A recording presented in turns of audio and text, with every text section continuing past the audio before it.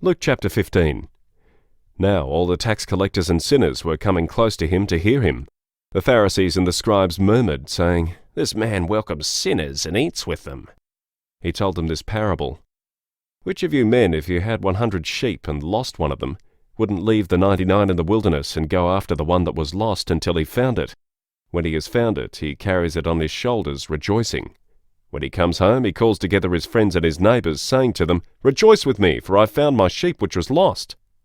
I tell you that even so there will be more joy in heaven over one sinner who repents than over 99 righteous people who need no repentance.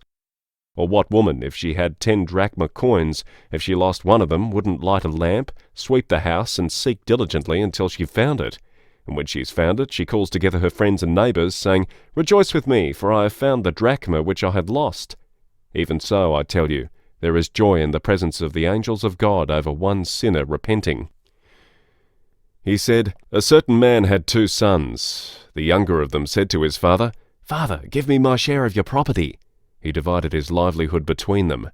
Not many days after, the younger son gathered all of this together and travelled into a far country. There he wasted his property with riotous living. When he had spent all of it, there arose a severe famine in that country, and he began to be in need. He went and joined himself to one of the citizens of that country, and he sent him into his fields to feed pigs. He wanted to fill his belly with the husks that the pigs ate, but no one gave him any.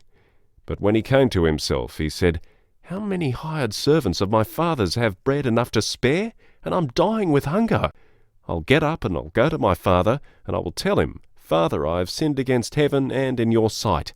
I'm no more worthy to be called your son. Make me as one of your hired servants.'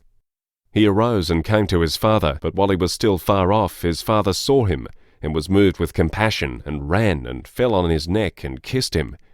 The son said to him, 'Father, I've sinned against heaven and in your sight. I'm no longer worthy to be called your son.' But the father said to his servants, 'Bring out the best robe and put it on him. Put a ring on his hand and shoes on his feet. Bring the fattened calf, kill it, and let us eat and celebrate.